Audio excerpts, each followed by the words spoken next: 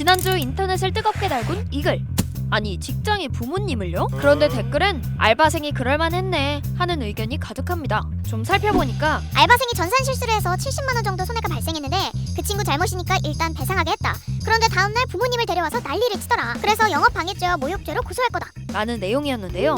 이 짧은 글에서 얻어갈 법률 상식이 꽤 쏠쏠하더라고요. 곧 수능도 끝나고 인생 첫 알바를 시작하는 분들이 생겨날 시기잖아요. 그래서 크랩이 변호사와 함께 짚어봤습니다. 일단 많은 댓글이 지적하듯 알바하다가 난 손해를 알바생이 메꾸게 하는 게 불법이다. 맞나요? 임금은 전액불의 원칙이기 때문에 전액으로 지급을 해야 되고, 사용주한테 아르바이트생이 피해를 끼쳤다고 하면 그거는 이제 별도의 사업주가 아르바이트생에게 손해배상 청구를 해야 되는 겁니다. 근데 뭐 그런 거 함이 없이 일방적으로 부당하게 공제하는 거는 근로기준법 20조에 따라서 위약 예정을 체결할 수 없도록 하고 있기 때문에 무효에 해당하는 거고요. 그러니까 손해를 입었다면 별도로 손해배상 청구를 해야지 월급에서 깐다는 순간 근로기준법 위반이라는 겁니다. 여기서 위약 예정을 체결할 수 없다는 말은 월급에서 까겠다고 미리 적어두더라도 무효라는 뜻입니다. 그런데 이게 아르바이트 현장에선 다양한 형태로 만연해 있다는데요. 가장 많이 등장하는 것은 무단 지각을 뭐 2번 이상 할 때 하루치 일당을 지급하지 않는다라는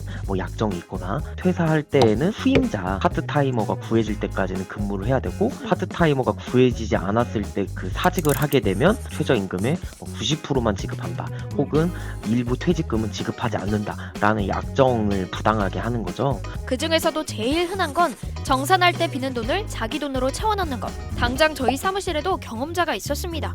아니 제가 대학생 때 처음으로 디저트 카페에서 알바를 했는데 그때 마감할 때 딱 2,000원이 비는 거예요. 그래서 괜히 일 크게 만들고 싶지도 않고 그냥 있는 현금으로 메꿨던 경험이 있습니다. 네, 바로 제 얘기입니다.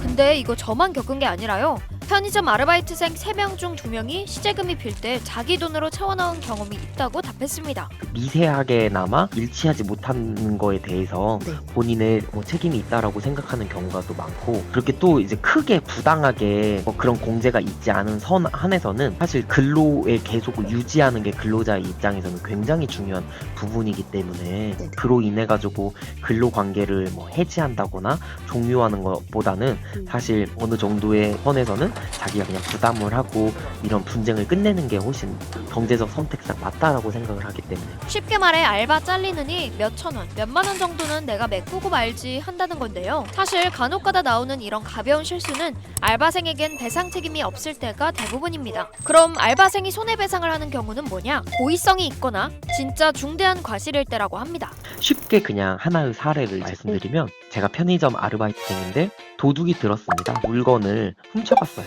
근데 112에 신고도 안 하고 본인도 놀라가지고 도망갔습니다. 여기서 잠깐! 이 상황에서 알바생은 책임이 있을까요? 없을까요? 그 아르바이트생은 그 사업장을 관리하고 있는 현재의 담당자이기 때문에 사실 이런 형사 범죄가 발생했으면 112에 신고를 하고 사용주한테 알려야 되잖아요. 좀 극단적이지만 이런 경우는 사실 중과실이 있다라고 볼 수 있겠죠. 얼마나 겁이 났으면 도망갔을까 싶으면서도 그래도 담당자가 할 일은 했어야지 싶죠? 그래서 이럴 때 누가 얼만큼 책임을 물어야 할까? 이 비율을 따지는 건 법정에서 섬세하게 이루어진다고 합니다. 그렇기 때문에 아까 그 커뮤글 알바생도 글만 보고 과실 정도를 판단하긴 어렵고, 손해배상 청구를 거쳐 70만 원 중 얼마나 물어줘야 할지가 결정된다고 해요. 다만 즉석에서 손해본 전액을 물어주는 건 불법. 이것만 기억해둬도 좋겠네요. 배상 문제는 그렇고, 그럼 글쓴이가 언급했던 영업방해죄와 모욕죄, 이건 어떨까요?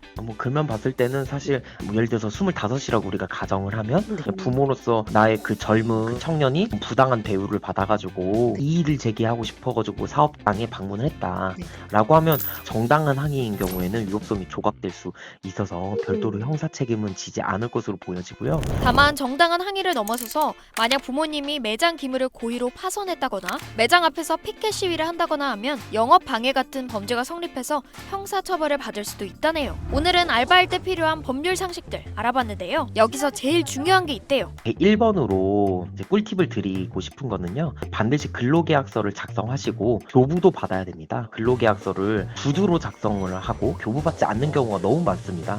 그렇게 되면 근로계약상에 발생하는 문제들에 대해서 적기에 대응하지 못하는 경우가 많습니다. 그 다음에 이제 이런 근로계약서 상에 최저임금 미달로 지급하겠다, 임금과 뭐 상계하겠다 혹은 보증금을 얼마를 납부해야 된다, 이러한 각각의 부분에 이상한 점이 있는 경우에는 저희 법률구조공단이나 노동청을 통해서 이상한 점을 한번 체크해 보시는 것도 좋을 것 같습니다. 그냥 전화로 바로 상담 가능한가요? 국번호시 132를 통해서도 전화 상담이나 화상 상담 가능합니다. 알고 있으면 무조건 도움되는 알바 꿀팁. 여러분의 즐겁고 씩씩한 알바 생활을 응원합니다. 이 영상을 제작한 김성인입니다. 지금 구독 버튼을 누르면 매일 새로운 크랩 영상을 놓치지 않고 볼 수 있어요. 좋아요 버튼도 잊지 마세요.